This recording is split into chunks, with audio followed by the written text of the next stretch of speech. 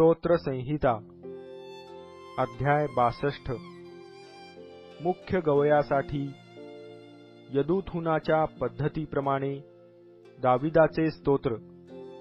माझा जीव केवळ देवावर भिस्त टाकून स्वस्थ राहिला आहे, त्याच्यापासून मला तारण प्राप्ती होते। तोच केवळ माझा खडक, तोच माझे तारण आहे, तोच माझा उंच गड आहे। मी सहसा ढळणार नाही। एकट्या मनुष्याला मारण्याकरिता त्याच्यावर तुम्ही सर्व कोठवर चढाई करून याल। तो झुकलेल्या भिंतीसारखा, कोसळलेल्या कुंपणासारखा आहे। त्याच्या उच्च पदावरून त्याला पाडण्याकरिता मात्र ते मसलत करीतात। त्यांना लबाडी आवडते। ते आपल्या तोंडाने आशीर्वाद देतात, पण मनातून शाप देतात।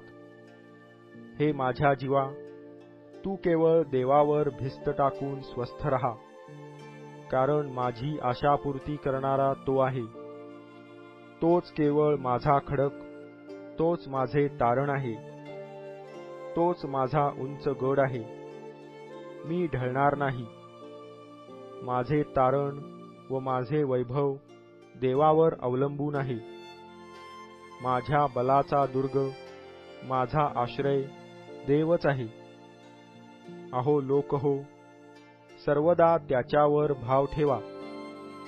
त्याच्यापुढे आपले मन मोकळे करा। देव आमचा आश्रय आहे। मानव प्राणी केवळ वाफ आहेत, ते केवळ मिथ्या आहेत। तराजूत घातले असता ते हलके भरतील, ते सर्व वाफच आहेत। जुलूम जबरदस्तीवर भिस्त ठेवू नका। लूट केल्याची शेखी मिरवू नका। संपत्ती वाढली तरी तिच्यावर चित्त ठेवू नका।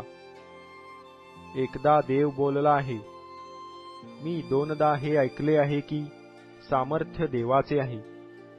शिवाय हे प्रभू, तुझ्याच ठाई वात्सल्य आहे, कारण प्रत्येकाला त्याच्या कृतीप्रमाणे तू प्रतिफळ देतोस।